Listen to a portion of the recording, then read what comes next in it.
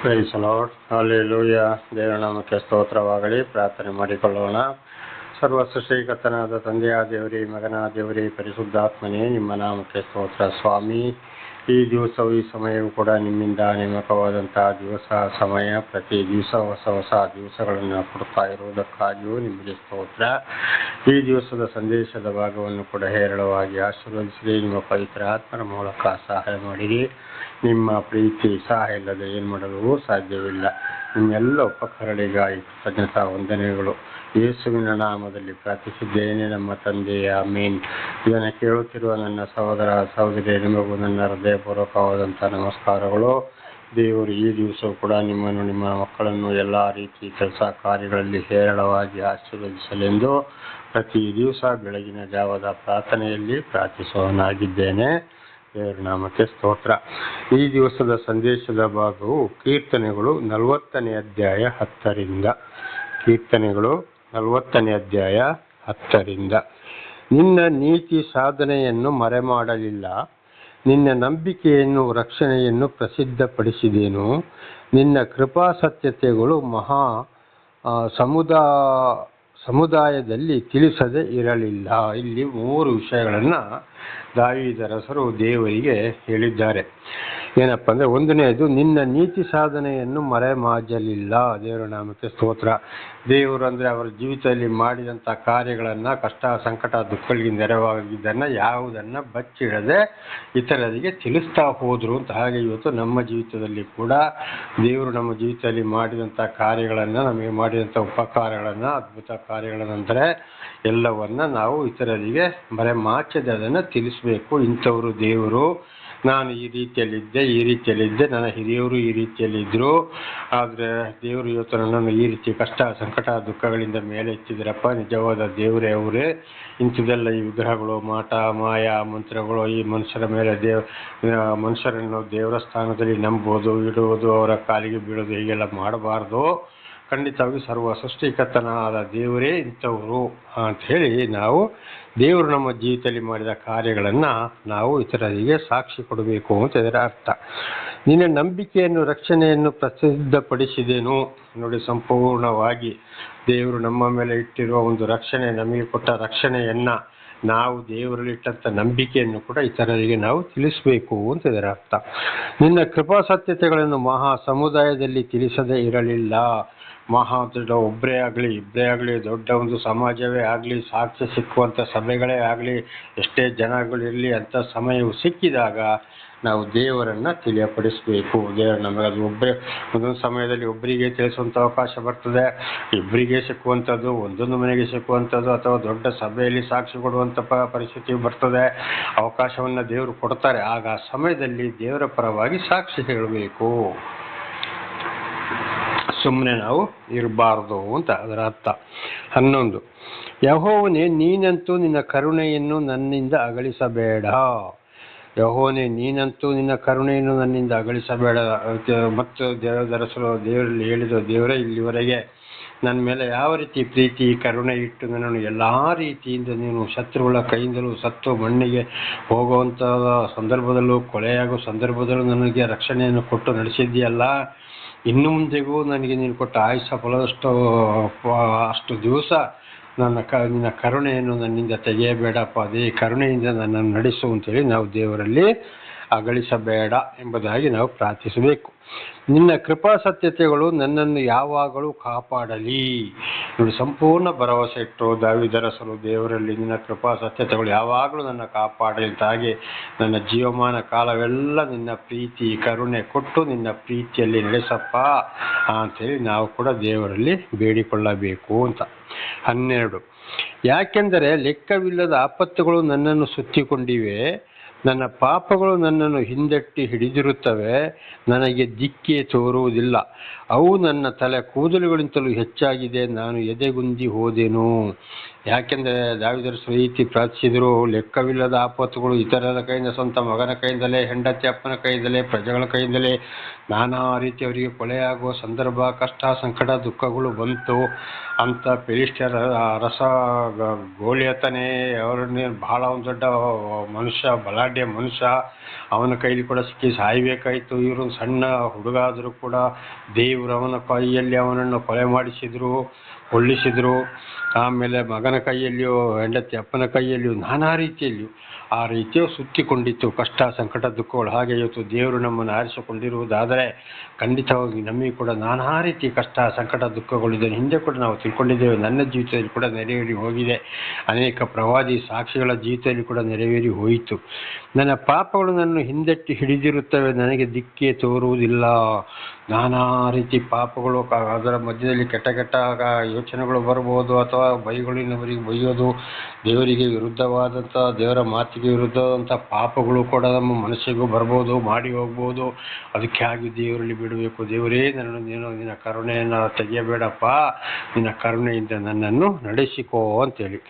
ಹಾಗೆ ಅವು ನನ್ನ ತಲೆ ಕೂದಲುಗಳಿಂತಲೂ ಹೆಚ್ಚಾಗಿ ಎಂದು ನಾನು ಎದೆಗುಂದಿ ಹೋದೆನು. ಹೌದು, ನಮ್ಮ ತಲೆಯಲ್ಲಿ ಕೂದಲುಗಳು ಎಷ್ಟಿವೆ ಅಷ್ಟು ಪಾಪಗಳು ನಮ್ಮನ್ನು ಸುತ್ತಿಕೊಳ್ತವೆ. ನಾನಾ ಥರ ಸೈತಾನನು ಆ ರೀತಿ ಯೋಚನೆ, ಒಂದು ಕಾರ್ಯತಂತ್ರಗಳನ್ನ ಮಾಡ್ತಾರೆ, ಇತರರ ಮೂಲಕವೂ ನಮ್ಮ ಮೂಲಕವೂ. ಈಗ ಉದಾಹರಣೆಗೆ ದೇವರು ಆದಾಮನನ್ನು ಕರೆದು ಎಚ್ಚರಿಸಿದರು, ಏದೇನು ತೋಟದಲ್ಲಿ ಬಿಟ್ಟರು. ಲಾಸ್ಟಿಗೆ ಅವನು ಏನು ಮಾಡ್ದ, ಹೆಂಡತಿ ಮೂಲಕ ಸೈತಾನು ವಂಚಿಸುವಾಗ ಅಲ್ಲಿ ದೇವರನ್ನು ಮರೆತವನು ಏನಾದಲ್ಲಿ ಬಿದ್ದು ಹೋಗ್ಬಿಟ್ಟ. ಅದೇ ರೀತಿ ನೋಹನ, ಅವನ ಹೆಂಡತಿನ, 3 ಮಕ್ಕಳನ್ನ, 3 ಸೊಸೆಯಂದಿರನ್ನ, ಇಡೀ ಜಗತ್ತೇ ನಾಶವಾಗಬೇಕಾದ್ರೆ 40 ದಿವಸ ರಾತ್ರಿಯಾಗಲೂ ಮರೆ ಸುರಿದು 150 ದಿವಸ ಒಂದು ಬಿದಿರಿನ ನಾವೆಯ ಮೇಲೆ ಇವರನ್ನು ಸೇರಿಸಿಕೊಂಡು ಅದರೊಳಗೆ ದೇವರೇವರನ್ನು ಸೇರಿಸಿ ಮುಚ್ಚಿ ಅವರನ್ನು 150 ದಿವಸ ಆದ ಮೇಲೆ ಇಳಿಯಿರಿ, ನಿಮ್ಮ ಸಂತಾನ ಭೂಲೋಕದಲ್ಲಿ ತುಂಬಿಕೊಳ್ಳುವಂತ ಅಷ್ಟು ಚೆನ್ನಾಗಿ ಮಾತಾಡಿ ನಡೆಸಿ ಕಡೆಗೆ ದ್ರಾಕ್ಷಾರಸವನ್ನು ಕುಡಿದು ಬೆತ್ತಲೆಯಾಗಿ ಬಿದ್ದ. ದೇವರ ಆಶೀರ್ವಾದವನ್ನು ಕಳೆದುಕೊಂಡ. ನೋಡಿ ಹೇಗೆ ಬಂತು ಪಾಪ. ಅದೇ ದಾವೀದನನ್ನು ಕೂಡ ದೇವರು ಇಷ್ಟೆಲ್ಲ ನಡೆಸಿದ್ರು. ಕಡೆಗೆ ಒಂದು ಸ್ತ್ರೀಯ ವಿಚಾರದಲ್ಲಿ ದಾವೀದನ ಮನಸ್ಸು ಸ್ತ್ರೀ ಕಡೆಗೆ ಹೋಗಿ ಅಲ್ಲಿ ದಾವೀದ ಪಾಪಿಷ್ಠನಾದ.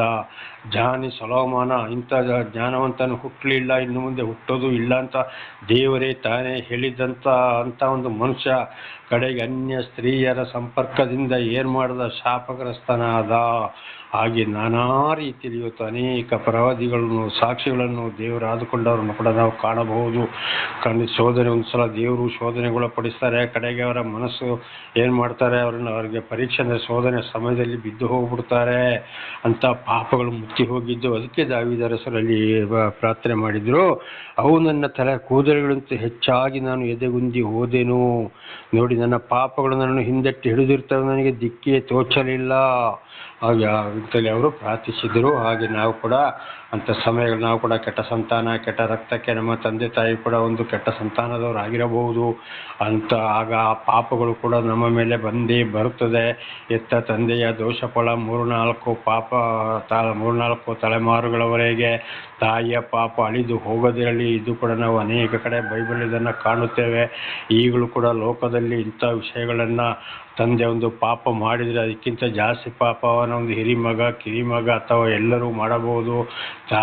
ತಾಯಿ ಕೂಡ ಸರಿ ಇಲ್ಲದಿದ್ದರೆ ಅದೇ ಒಂದು ಹಿರಿಮಗಳು ಅಥವಾ ಕಿರಿಮಗಳು ಅಥವಾ ಎಲ್ಲ ಮಕ್ಕಳು ಕೂಡ ಅದೇ ಪಾಪವನ್ನು ಮಾಡ್ತಾ ಹೋಗ್ಬೋದು. ನಾನಾ ರೀತಿ ಅದು ಇವತ್ತು ಕೂಡ ನಮ್ಮ ಕಣ್ಣು ಮುಂದೆ ಇದೆ, ನನ್ನ ಕಣ್ಣು ಮುಂದೆ ಇದೆ, ಕಾಣ್ತಲೇ ಇದ್ದೇನೆ, ಆಗಿ ಹೋಗಿದೆ, ನಡೆದು ಹೋಗಿದೆ. ಅದಕ್ಕಾಗಿ ದಾವೀದರ ಅರಸರು ಆ ರೀತಿ ಪ್ರಾರ್ಥಿಸಿದರು. ಹಾಗೆ ಯಾಕೆಂದರೆ ಲೆಕ್ಕವಿಲ್ಲದ ಆಪತ್ತುಗಳು ನನ್ನನ್ನು ಸುತ್ತಿಕೊಂಡಿವೆ. ಅದಕ್ಕಾಗಿ ವಿರೋಧಿಗಳು, ಅವರು ಇವರು ಆಪತ್ತುಗಳು, ನನ್ನ ಪಾಪಗಳು ನನ್ನನ್ನು ಹಿಂದೆಟ್ಟಿ ಹಿಡಿದಿರುತ್ತವೆ, ನನಗೆ ದಿಕ್ಕೇ ತೋರುವುದಿಲ್ಲ. ಅವು ನನ್ನ ತಲೆ ಕೂದಲುಗಳಂತೂ ಹೆಚ್ಚಾಗಿವೆ, ನಾನು ಎದೆಗುಂದಿ ಹೋದೆನು ಅಂತ. ಹಾಗೆ ನಾವು ಕೂಡ ಏನು ಮಾಡಬೇಕು, ದೇವರಲ್ಲಿ ಪ್ರಾರ್ಥಿಸಬೇಕು. ದೇವರ ನಾಮಕ್ಕೆ ಸ್ತೋತ್ರವಾಗಲಿ. ಹಲ್ಲೆಲೂಯಾ. ದೇವರೇ, ನಾನು ತಪ್ಪು ಮಾಡಿದ್ದೇನೆಪ್ಪ, ನನ್ನ ಕ್ಷಮಿಸು, ನಿನ್ನ ಪ್ರೀತಿ ನಡೆಸು, ನಿನ್ನ ಪವಿತ್ರ ಆತ್ಮನ ಮೂಲಕ ವಿಶೇಷವಾದ ಜ್ಞಾನವನ್ನು ಕೊಟ್ಟು ನನ್ನನ್ನು ನಡೆಸು. ಖಂಡಿತ ಶೋಧನೆ ಕೂಡ ಒಳಪಡಿಸಬೇಡಪ್ಪ ಅಂತೇಳಿ ನಾವು ಸಂಪೂರ್ಣ ಪಶ್ಚಾತ್ತಾಪ ಪಡುತ್ತಲೇ ಇರಬೇಕು. 13ನೇ ವಚನ. ಯೆಹೋವನೇ, ದಯವಿಟ್ಟು ನನ್ನನ್ನು ರಕ್ಷಿಸು. ಯೆಹೋವನೇ, ಬೇಗ ಬಂದು ಸಹಾಯ ಮಾಡು. ನೋಡಿ, ಆ ಪಾಪ ಬಂದ ಸಮಯದಲ್ಲಿ ನಾನಾ ರೀತಿ ಕಾಯಿಲೆ, ಕಸಗಳು, ವಿರೋಧಿಗಳು ಕೈಗೆ ನಾವು ಸಿಕ್ಕಿ ಬೀಳ್ತೇವೆ. ನಾನಾ ಥರದ ಹಿಂಸೆಗಳು, ಹೆಂಡತಿಯಿಂದ ಇರ್ಬೋದು, ಗಂಡನಿಂದ ಇರ್ಬೋದು, ಅತ್ತೆಯಿಂದ ಇರ್ಬೋದು, ಸೊಸೆಯಿಂದ ಇರ್ಬೋದು, ಮಕ್ಕಳಿಂದ ಇರ್ಬೋದು, ಇತರರಿಂದಲೂ ಇರ್ಬೋದು. ಆವಾಗ ದಾವೀದ ಅರಸರು ಹಾಗೆ ಆದಾಗ, ಅವರಿಗೆ ಶಿಕ್ಷೆ ಆದಾಗ ಏನು ಮಾಡಿದ್ರು? ಯೆಹೋವನೇ, ಬೇಗ ಬಂದು ರಕ್ಷಿಸಪ್ಪ ಅಂತೇಳಿ ಪಾಪವನ್ನು ಒಪ್ಪಿಕೊಂಡು ಪ್ರಾರ್ಥನೆ ಮಾಡಿದ್ರು. ಹಾಗೆ ನಾವು ಕೂಡ, ದೇವರೇ ನನ್ನ ಇದಕ್ಕಿಂತ ಬಿಡುಗಡೆ ಕೊಡು, ನಾನು ಇನ್ನೊಂದು ಅಂಥ ಪಾಪಗಳನ್ನು ನಾನು ಮಾಡುವುದಿಲ್ಲ ಅಂದರೆ ದೇವರ 10 ದಶಾಜ್ಞೆಗಳನ್ನು ಹಿಂದೆ 3 ಸಲ ತಿಳಿಸಿದ್ದೇನೆ. ಅದನ್ನು ಚೆನ್ನಾಗಿ ಜ್ಞಾನದಲ್ಲಿ, ಹೃದಯದಲ್ಲಿ ಇಟ್ಟುಕೊಳ್ಳಬೇಕು. ಹಾಗೆ ನಮ್ಮಿಂದ ಬಂದಂಥ ಎಲ್ಲ ವಿಷಯಗಳಿಗಾಗಿ ಪ್ರತಿ ದಿವಸ ನಾವು ಪಶ್ಚಾತ್ತಾಪ ಪಡಲೇಬೇಕು. ದೇವರಲ್ಲಿ ಕ್ಷಮೆಯನ್ನು ಯಾಚಿಸಲೇಬೇಕು. ದೇವರ ವಾಕ್ಯಕ್ಕೆ ವಿಧೇಯರಾಗಿ ನಡೆಯಲೇಬೇಕು. 14ನೇ ವಚನ. ನನ್ನ ಪ್ರಾಣವನ್ನು ತೆಗೆಯುವುದಕ್ಕೆ ಸಮಯ ನೋಡುವವರು ಆಶಾಭಂಗಪಟ್ಟು ಅವಮಾನ ಹೊಂದಲಿ. ನನ್ನ ಆಪತ್ತಿನಲ್ಲಿ ಸಂತೋಷಿಸುವವರು ಮಾನಭಂಗದಿಂದ ಹಿಂದಿರುಗಿ ಓಡಲಿ. ದೇವರೇ, ಅವರು ನನ್ನ ಯಾವ ರೀತಿ ಶತ್ರುಗಳು ಏನೇನು ಮಾಡಲಿಕ್ಕೆ ಬರ್ತಾ ಇದ್ದಾರೋ ಅದೇ ಮಾರ್ಗದಲ್ಲಿ ಅವರು ಹೋಗಪ್ಪ, ಅವರನ್ನು ನೀನೇ ಮುಟ್ಟು, ಅವರೊಂದಿಗೆ ನೀನೇ ಯುದ್ಧ ಮಾಡು. ದೇವರೇ, ಅವರಿಂದ ನನಗೆ ಬಿಡುಗಡೆ ಕೊಡಪ್ಪ ಅಂತೇಳಿ ನಾವು ದೇವರಲ್ಲಿ ಪ್ರಾರ್ಥಿಸಬೇಕು. ಅವರು ಸಾಯಲಿ, ಅವರನ್ನು ಕೊಂದು ಬಿಡು, ಹಾಗೆ ಹೀಗೆ ಅಂತ ನಾವು ಅವರಿಗಾಗಿ ದೇವರಲ್ಲಿ ಕೂಡ ನಾವು ಶಾಪ ಹಾಕ್ಲಿಕ್ಕೆ ಹೋಗಬಾರ್ದು. ದೇವರೇ, ಅವರಿಂದ ಬಿಡುಗಡೆ ಕೊಡು, ಅವ್ರನ್ನು ಶಾಂತಿ ಕೊಡು, ಸಮಾಧಾನ ಕೊಡಿಸು, ಅವರು ಬಂದ ದಾರಿಲೇ ಹಿಂದಿರುಗಿ ಹೋಗಲಪ್ಪ, ಆಶಾಭಂಗ ಪಟ್ಟವುಗಳಿ, ನಾಚಿಕೆ ಆಗಲಿ, ಅವಮಾನವಾಗಲಿ, ಈ ರೀತಿ ನಾವು ಪ್ರಾರ್ಥಿಸಬೇಕು. ದೇವರ ನಾಮಕ್ಕೆ ಸ್ತೋತ್ರವಾಗಲಿ. ಹಾಗೆ 15ನೇ ವಚನ. ಆಹಾ ಎಂದು ನನ್ನನ್ನು ಪರಿಹಾಸ ಮಾಡುವವರು ತಮಗೆ ಆಗುವ ಅವಮಾನದಿಂದ ವಿಸ್ಮಯಗೊಳ್ಳಲಿ. ನೋಡಿ, ನಮಗೆ ವಿರೋಧಿಗಳು ಏನು ಮಾಡ್ತಾರೆ? ಕಷ್ಟ ಮೊದಲು ಚೆನ್ನಾಗಿದ್ದಾಗ ಚೆನ್ನಾಗಿರ್ತಾರೆ. ಅಕಸ್ಮಾತ್ ನಮ್ಮಿಂದ ಅವರಿಗೆ ಏನಾದರೂ ಲಾಭ ಇಲ್ಲ ಅಂತಾದರೂ ನಮ್ಮ ಪಾಪಗಳಿಗೆ ಆಗಿ ದೇವರು ನಮ್ಮನ್ನು ಕೈ ಬಿಟ್ಟಾಗ, ನಮಗೆ ಕಷ್ಟ ಬಂದಾಗ, ನೋಡು ಮೊದಲು ಹಾಗಿದ್ದ, ಹೀಗಿದ್ದ, ಹಾಗೆ ಹೇಳ್ದ, ಭಾಳ ಬುದ್ಧಿವಂತ, ಜ್ಞಾನವಂತ, ನ್ಯಾಯವಂತ, ಈಗ ಏನಾಯಿತು ಅವನಿಗೆ? ಯಾಕೆ ಕಷ್ಟ, ಸಂಕಟ, ದುಃಖಗಳು ಬಂದವು? ಈಗ ಅವನ ದೇವರು ಎಲ್ಲಿ ಹೋದರು? ಇಂಥದ್ದೆಲ್ಲ ಮಾತನಾಡುತ್ತಾರೆ. ಕಾರಣ ನಾವೇ ದೇವರಿಗೆ ವಿರುದ್ಧವಾಗಿ ಹೋದಂಥದ್ದು. ಆಗ ದಾವೀದ ಅರಸರಲ್ಲಿ ಹೇಳಿದರು, ಯಾಕಪ್ಪ ಈ ರೀತಿ ನಾನು ಹೀಯಾಳಿಸ್ತಾರೆ? ಅವರು ವಿಸ್ಮಯಗೊಳ್ಳಲಿ, ಅವರಿಗೆ ನಾಚಿಕೆ ಆಗಲಿ, ನನಗೆ ಅವರಿಂದ ಬಿಡುಗಡೆ ಕೊಡು. ಇದು ನಮ್ಮ ಜೀವಿತದಲ್ಲಿ ನಾವು ಕೂಡ ಪ್ರಾರ್ಥಿಸಬೇಕು. 16ನೇ ವಚನ. ನಿನ್ನ ದರ್ಶನವನ್ನು ಕೋರುವವರೆಲ್ಲರೂ ನಿನ್ನಲ್ಲಿ ಉಲ್ಲಾಸದಿಂದ ಸಂತೋಷಿಸಲಿ. ದೇವರ ನಾಮಕ್ಕೆ ಸ್ತೋತ್ರ. ನೋಡಿ, ದೇವರಲ್ಲಿ ಸಂಪೂರ್ಣವಾಗಿ ಪಶ್ಚಾತ್ತಾಪ ಪಟ್ಟು ನಾವು ಸಂತೋಷಗೊಳ್ಳಬೇಕಾದರೆ, ಖಂಡಿತವಾಗಿ ದೇವರ ದರ್ಶನವು ನಮಗೆ ಬೇಕು ಅಂತಾದರೆ ಸಂತೋಷದಿಂದ ನಾವು ಪ್ರಾರ್ಥಿಸಬೇಕು, ಪಶ್ಚಾತ್ತಾಪ ಪಡಬೇಕು. ದೇವರಲ್ಲಿ ಸಂತೋಷ ಇದ್ದರೆ, ಪೂರ್ತಿ ಭರವಸೆ, ಪ್ರೀತಿ, ಭಯ, ಭಕ್ತಿಯಲ್ಲಿ ಇರುವುದಾದರೆ ಮಾತ್ರ ನಾವು ದೇವರ ದರ್ಶನವನ್ನು ಬಯಸ್ಬೋದು. ಅದರ ನಾನಾ ರೀತಿಯಲ್ಲಿ ಹೇಗಪ್ಪ ಅಂದರೆ, ದೇವರ ದರ್ಶನ ನಾವು ಒಂದೊಂದು ಕಾರ್ಯಗಳು ಯೋಚನೆ ಇಲ್ಲದೆ ಒಳ್ಳೆ ಕಾರ್ಯಗಳಾಗ್ತವೆ. ಯೋಚನೆ ಇಲ್ಲದಾಗ ನಮಗೆ ಒಂದೊಂದು ಸಹಾಯ ಆಗ್ತದೆ, ಒಳ್ಳೆ ಕೆಲಸಗಳಾಗ್ತವೆ. ನಮ್ಮ ಸಹಾಯಕ್ಕೆ ಇನ್ನೊಬ್ಬರು ಬರ್ತಾರೆ, ಅಥವಾ ನಮಗೆ ಏನಾದರೂ ವಾಹನಗಳಲ್ಲಿ ಹೋಗುವಲ್ಲಿ ಬರುವಲ್ಲಿ ಅಪಾಯಗಳು ಬರುವುದಾದರೆ ಅಂಥವರು ಇತರರ ಮೂಲಕ ದೇವರಲ್ಲಿ ನಡೆಸ್ತಾರೆ, ನಮಗೆ ಯಾರನ್ನಾದರೂ ಸಹಾಯಕ್ಕೆ ಕೊಡ್ತಾರೆ. ಆಗ ನಾವು ಏನು ಮಾಡಬೇಕು? ದೇವರಲ್ಲಿ ಸಂತೋಷಗೊಳ್ಳಬೇಕು. ಸುಮ್ಮನೆ ನಾವು ಇರಬಾರ್ದು.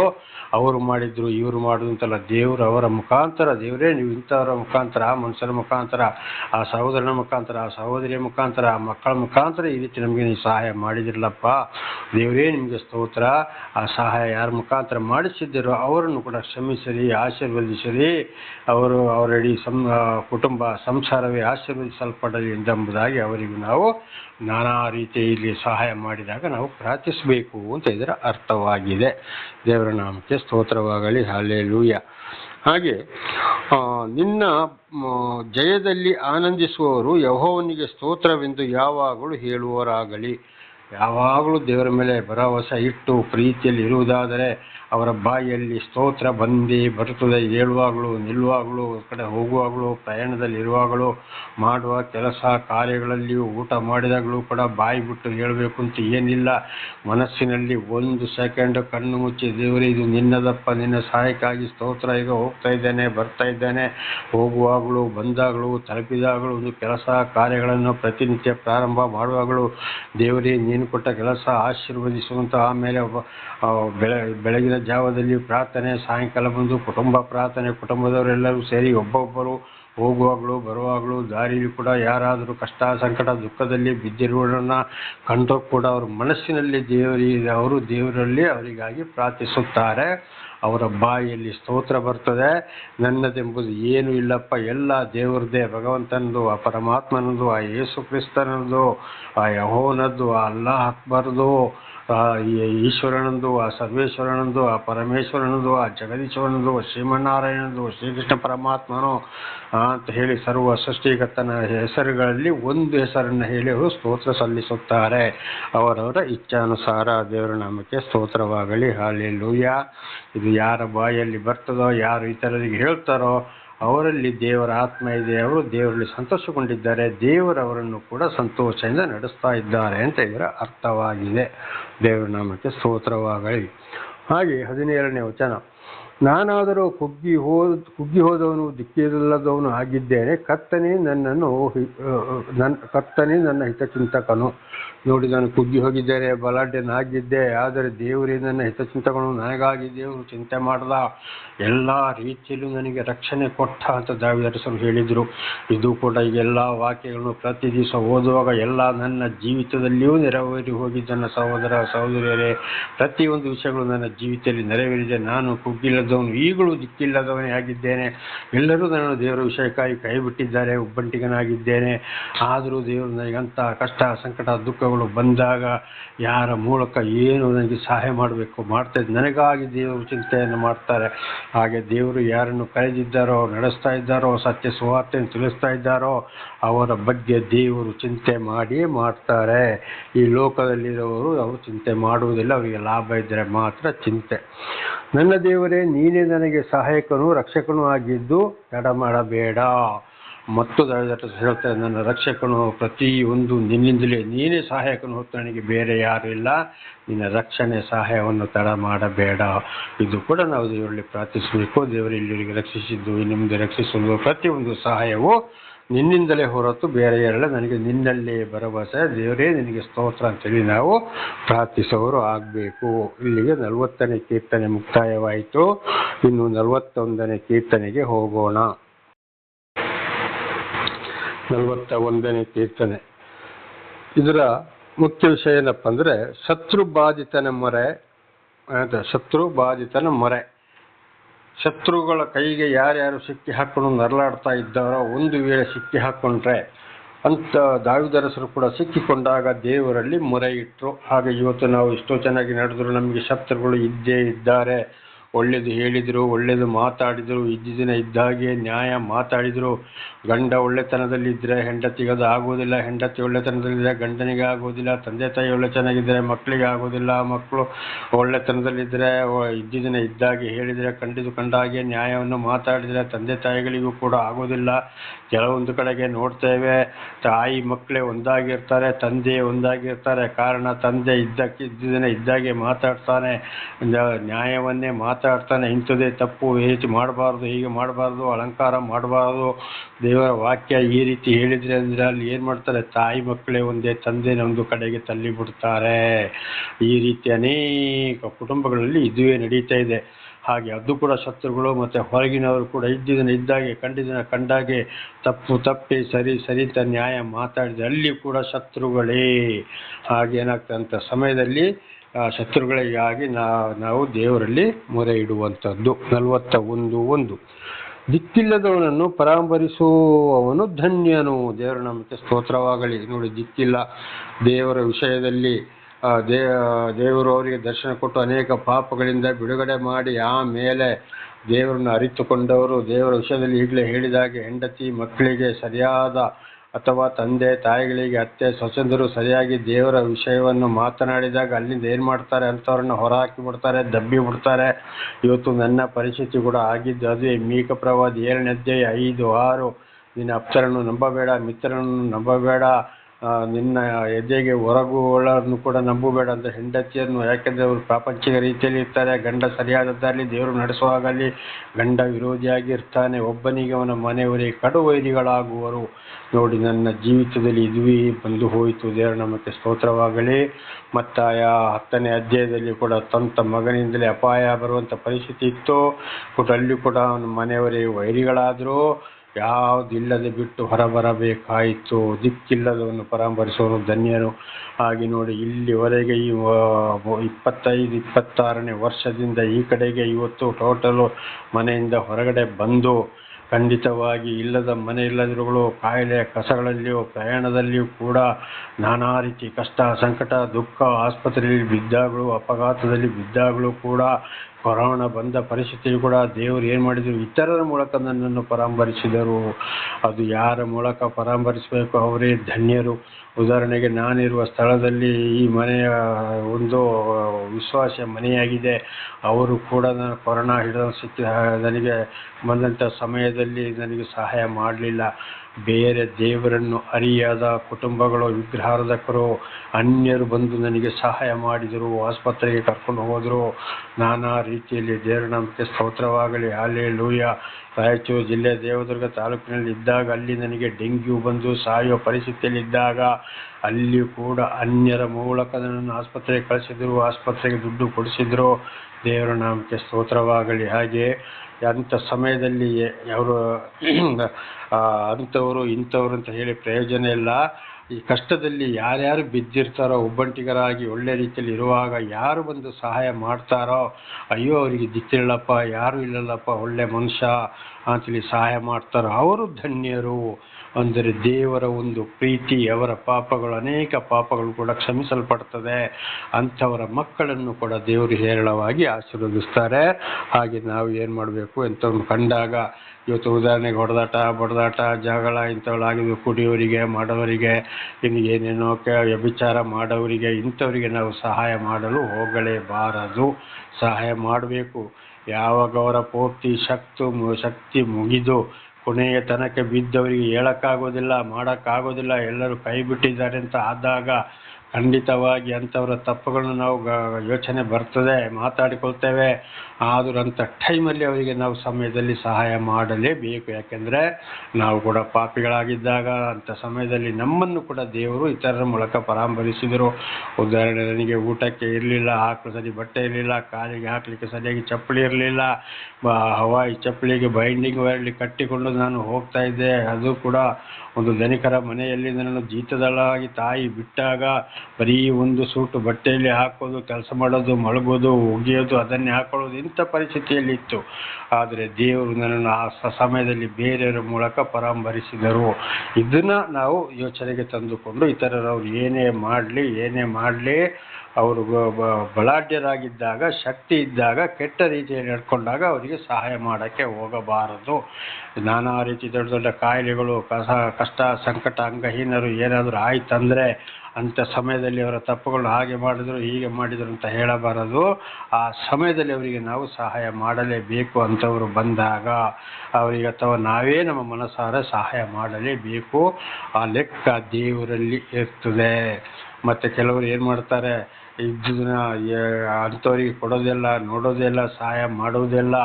ಇದು ಕೂಡ ಮತ್ತಾಯ 25ನೇ ಅಧ್ಯಾಯ 41ರಿಂದ 46ರವರೆಗೆ ನೋಡುವಾಗ ಇದ್ದು ಕೂಡ ಇಲ್ಲದೆ ಬರೀ ಅವರ ಮಕ್ಕಳಿಗಾಗಿ, ಅವರ ಮನೆಗಳಿಗಾಗಿ, ಅವರ ಊಟ ತಿಂಡಿಗಾಗಿ ಪ್ರೀತಿ ಮಾಡೋರನ್ನೇ ಪ್ರೀತಿ ಮಾಡೋದು, ಜಾತಿ ಮತ ಭೇದ ಮಾಡಿಕೊಂಡು ಅವರ ಲೆವೆಲ್ ನೋಡ್ತಾರೆ. ಇವರೆಲ್ಲರೂ ಶಾಪಗ್ರಸ್ತರು, ನರಕಕ್ಕೆ ಇವರು ಗುರಿಯಾಗಿದ್ದಾರೆ ಎಂಬುದಾಗಿ ಸ್ಪಷ್ಟವಾಗಿ ನಮಗೆ ಮತ್ತಾಯ 25ನೇ ಅಧ್ಯಾಯ 41ರಿಂದ 46ರವರೆಗೆ ಇದನ್ನು ನಾವು ಓದ್ಬೋದು. ಇವತ್ತೆಲ್ಲ ಗ್ರಂಥಗಳು ಕೂಡ ಇದನ್ನೇ ತಿಳಿಸುತ್ತಲೇ ಇದ್ದಾವೆ. ಹಾಗೆ ದಿಕ್ಕಿಲ್ಲದವರನ್ನು ಪರಾಮರಿಸುವವನು ಧನ್ಯನು. ಇವತ್ತೀಗ ನನ್ನನ್ನು ಕೂಡ ಇಲ್ಲಿವರೆಗೆ ಈಗ 26 ವರ್ಷದಿಂದ ಮನೆಯಿಂದ ಹೊರಗಡೆ ಆಗಿ ಸಂಪೂರ್ಣವಾಗಿ ಇತರರ ಮೂಲಕ ದೇವರು ನನ್ನನ್ನು ರಕ್ಷಿಸ್ತಾ ಬಂದಿದ್ದಾರೆ. ಅಂಥವರು ದೇವರ ದೃಷ್ಟಿಯಲ್ಲಿ ಧನ್ಯರು. ದೇವರ ಪ್ರೀತಿ ಇಲ್ಲದೆ ಇಂಥ ದಿಕ್ಕಿಲ್ಲದವರಿಗೆ ಯಾರೂ ಸಹಾಯ ಮಾಡುವುದೇ ಇಲ್ಲ. ಪರಲೋಕದ ತಂದೆಯಾದ ದೇವರಿಂದ ಸರ್ವ ಸೃಷ್ಟಿಗತ ಭಗವಂತ ಪರಮಾತ್ಮನ ಆಶೀರ್ವಾದ ಹೊಂದಿದವರು ಮಾತ್ರ ಇಂಥವರ ಮೇಲೆ ಕರುಣೆ ಬಂದು ಅವರಿಗೆ ಕೊಡ್ತಾರೆ. ದೇವನಾಮಕ್ಕೆ ಸ್ತೋತ್ರವಾಗಲಿ. ಯೆಹೋವನು ಅವನನ್ನು ಆಪತ್ಕಾಲದಲ್ಲಿ ರಕ್ಷಿಸುವನು. ನೋಡಿ, ದಿಕ್ಕಿಲ್ಲದವರಿಗೆ ಯಾರು ಸಹಾಯ ಮಾಡ್ತಾರೋ, ಈಗಲೇ ಹೇಳಿದ ಹಾಗೆ ಯಾರು ಕರುಣೆ ತೋರ್ತಾರೋ, ಅವರಿಗೆ ಕಷ್ಟ ಸಂಕಟ ದುಃಖಗಳು ಬಂದಾಗ ದೇವರು ಅಂಥವರನ್ನು ರಕ್ಷಿಸ್ತಾರೆ. ಕಾರಣ ಇಂಥವರಿಗೆ ಸಹಾಯ ಮಾಡಿಸಿದ್ದು ದೇವರು ಅವರ ಕೈಯಲ್ಲಿ. ಆಗ ಅಂಥವರನ್ನು ಅವರು ಯಾರೇ ಆಗಿರಲಿ ದೇವರು ಅಂಥವರನ್ನು ಬಿಡುಗಡೆ ಮಾಡ್ತಾರೆ. ಅದಕ್ಕೆ ಒಬ್ಬೊಬ್ರು ಹೇಳ್ತಾರೆ, ನೋಡಪ್ಪ, ನಿನ್ನ ಮಾಡಿದಂಥ ದಾನ ಧರ್ಮ ನಿನ್ನ ಪುಣ್ಯ ಕ್ರಿಯೆಗಳಿಗೆ ಭಗವಂತ ಪರಮಾತ್ಮನೋ ಅಥವಾ ಯೇಸು ಕ್ರಿಸ್ತನೋ ಅಥವಾ ಅಲ್ಲಾ ದೇವರು ನೋಡು ನಿನಗೆ ಸಹಾಯವನ್ನು ಮಾಡಿದ್ದಾರೆ, ಆದ್ದರಿಂದ ನಾನು ಬದುಕಿಕೊಂಡೆ. ಹಿರಿಯರು ಕೂಡ ಹೇಳ್ತಾರೆ, ನಿನ್ನ ದಾನ ಧರ್ಮವು ನಿನ್ನ ಮಕ್ಕಳನ್ನು ಉದ್ಧಾರ ಮಾಡ್ತು, ನಿನ್ನನ್ನು ಉದ್ಧಾರ ಮಾಡ್ತು, ಇಂಥ ಕಷ್ಟ ಸಂಕಟ ದುಃಖದಿಂದ ನಿನ್ನನ್ನು ಬಿಡುಗಡೆ ಮಾಡಿದ್ಯಾ, ನೀನು ಪಾರು ಮಾಡಿದ್ದೀಯಾ ಅಂತೇಳಿ ಯಾರು ಈ ರೀತಿ ಒಳ್ಳೆ ರೀತಿಯಲ್ಲಿ ಹೋಗ್ತಾರೋ ಅವರನ್ನು ದೇವರು ಕೂಡ ಆಪತ್ಕಾಲದಲ್ಲಿ ರಕ್ಷಣೆ ಮಾಡ್ತಾರೆ. ಇದಕ್ಕೆ ಹೇಳಿದ್ದು ದಿಕ್ಕಿಲ್ಲದವರಿಗೆ, ಅನಾಥ ವೃದ್ಧರು, ಅನಾಥ ಮಕ್ಕಳು, ನಾನಾ ರೀತಿ ಒಳ್ಳೆ ರೀತಿಯಲ್ಲಿ ಕಷ್ಟ ಸಂಕಟ ದುಃಖದಲ್ಲಿರುವಂಥ ಕುಟುಂಬಗಳಿಗೆ ಮನೆ ಕಟ್ಟಲಿಕ್ಕೆ, ವಿದ್ಯಾಭ್ಯಾಸಕ್ಕೆ, ಸ್ಕೂಲಿಗೆ ಹೋಗಲಿಕ್ಕೆ, ಆಹಾರಗಳಿಗೆ, ಬಟ್ಟೆಗಳಿಗೆ, ಅಂದರೆ ಏನೂ ಗತಿ ಇಲ್ಲದಿದ್ದಾಗ, ಹಾಗೆ ಒಂದೊಂದು ಕುಟುಂಬದವರು ಒಳ್ಳೆಯವರು ಆಗಿರ್ತಾರೆ, ಅವರಿಗೆ ಏನೂ ಇರೋದಿಲ್ಲ, ಕೆಲಸ ಇರೋದಿಲ್ಲ, ಊಟಕ್ಕೂ ಟೈಮಲ್ಲಿ ಕಷ್ಟ, ಆದರೆ ಗಂಡ ಹೆಂಡತಿ ಮಕ್ಕಳು ಒಳ್ಳೆಯವರಾಗಿರ್ತಾರೆ. ಅಂಥ ಟೈಮಲ್ಲಿ ಕೂಡ ನಾವು ಸಹಾಯ ಮಾಡಲೇಬೇಕು. ಆಗ ಅಂಥವರ ಸಹಾಯಕ್ಕೆ ದೇವರು ಬಂದೇ ಬರುತ್ತಾರೆ. ದೇವರ ನಾಮಕ್ಕೆ ಸ್ತೋತ್ರವಾಗಲಿ. ಹಾಗೆ 2ನೇ ವಚನ, ಯೆಹೋವನು ಅವರ ಪ್ರಾಣವನ್ನು ಕಾಪಾಡಿ ಉಳಿಸುವನು. ಯಾರು ಈ ಸಹಾಯ ಮಾಡ್ತಾರಲ್ಲ, ದಾನ ಧರ್ಮ ಮಾಡ್ತಾರೆ, ಅವರಿಗೆ ಪ್ರಾಣ ಹೋಗುವಂಥ ಸಂದರ್ಭದಲ್ಲಿ ಕೂಡ ಅವರನ್ನು ದೇವರು ಕಾಪಾಡುತ್ತಾನೆ. ದೇವರ ನಾಮಕ್ಕೆ ಸ್ತೋತ್ರವಾಗಲಿ. ನನಗೆ ದೇವರ ದರ್ಶನ ಆಗೋದಕ್ಕಿಂತ ಮೊದಲು ಕೂಡ ನಾನು ಇದ್ದಾಗೆ ಮಾತಾಡೋನು, ಕಂಡಿದ್ದನ್ನು ಕಂಡಾಗೆ ಹೇಳೋನು. ನನ್ನ ಮೂಲಕ ಇತರರಿಗೂ ದೇವರು ಬಹಳ ಸಹಾಯವನ್ನು ಮಾಡಿಸಿದ್ದಾರೆ. ಅದನ್ನು ನಾನು ಹೇಳೋಕ್ಕೆ ಹೋಗುವುದಿಲ್ಲ. ಆಗ ನನಗೆ ದೇವರು ಯಾರೆಂಬುದೇ ಗೊತ್ತಿರಲಿಲ್ಲ ನನ್ನ ಹಿಂದಿನ ಜೀವಿತದಲ್ಲಿ. ಆವಾಗ ನೋಡಿ, ನಾನು ಸಾಯುವಂಥವನನ್ನು ದೇವರು ತಪ್ಪಿಸಿದ್ದಾರೆ. ನನಗದು ಈಗಲೂ ಕೂಡ ಯೋಚನೆ ಬರ್ತಾ ಇದೆ.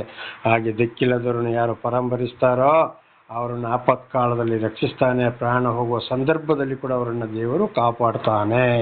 ದಾನ ಧರ್ಮದಲ್ಲಿ ನಾವು ರಕ್ಷಣೆ ಹೊಂದುವುದು ಇದುವೇ. ದೇವರ ನಾಮಕ್ಕೆ ಸ್ತೋತ್ರ. ಅವನು ದೇಶದಲ್ಲಿ ಧನ್ಯನೆನಿಸಿಕೊಳ್ಳುವನು.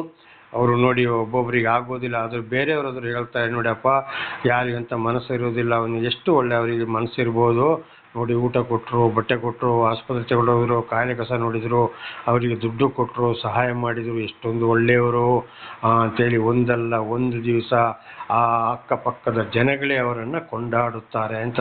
ಉದಾಹರಣೆಗೆ ಪುನೀತ್ ರಾಜಕುಮಾರನ ನೋಡಿ, ಅವರು ಎಷ್ಟು ಅನಾಥ ಮಕ್ಕಳಿಗೆ ಕಡು ಬಡವರಿಗೆ ಸಹಾಯ ಮಾಡ್ತಾ ಇದ್ರು, ಯಾರಿಗೂ ಗೊತ್ತಿಲ್ಲ. ಸ್ವತಃ ಅವನ ಅಣ್ಣನಿಗೆ ಅಣ್ಣಂದಿರಿಗೆ ಗೊತ್ತಿರಲಿಲ್ಲ, ಸರಕಾರಕ್ಕಂತೂ ಏನು ಗೊತ್ತಾಗಿರಲಿಲ್ಲ. ಯಾಗ ಅವರು ಮರಣ ಹೊಂದಿದ್ರೋ ಆಗ ಎಲ್ಲ ಅವರದ್ದು ಹೊರಗೆ ಬಂತು. ಇಡೀ ಭಾರತ ದೇಶವೇ ಬಹಳೊಂದು ಆಶ್ಚರ್ಯದಿಂದ ಯೋಚನೆ ಮಾಡುವ ಹಾಗೆ ಆಯಿತು.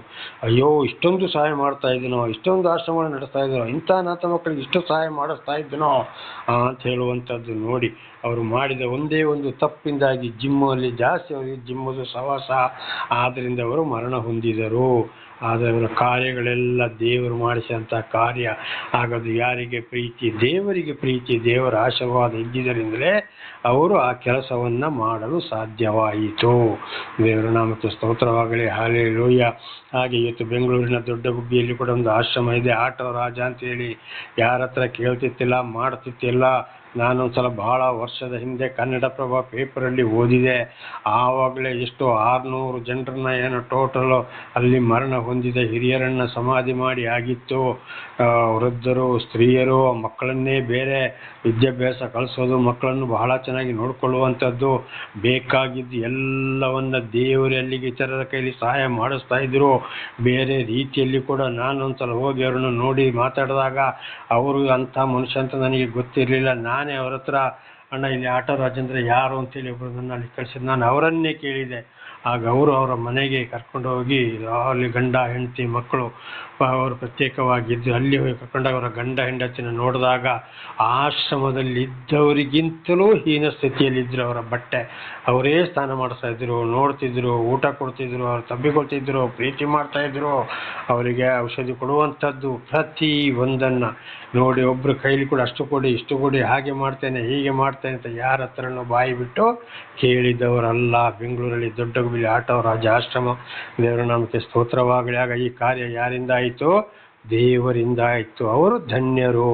ಅವರ ಕಷ್ಟಗಳನ್ನಾಗ ದೇವರೇ ಬಗೆಹರಿಸುವುದನಾಗಿದ್ದೇನೆ. ಹಾಗೆ ಇವತ್ತು ನಮ್ಮ ಜೀವಿತ ಕೂಡ ಇಂಥ ಒಂದು ನಿರ್ಗತಿಗರ ಮೇಲೆ ಮನಸ್ಸು ಇರುವುದಾದರೆ, ಪ್ರೀತಿ ಬಂದು ನೋಡುವುದಾದರೆ, ಅಂಥವರ ಕಷ್ಟ, ಸಂಕಟ, ದುಃಖ, ಮಕ್ಕಳು, ಪ್ರಾಣವನ್ನು ಕೂಡ ದೇವರು ರಕ್ಷಿಸುವವರಾಗಿದ್ದಾರೆ.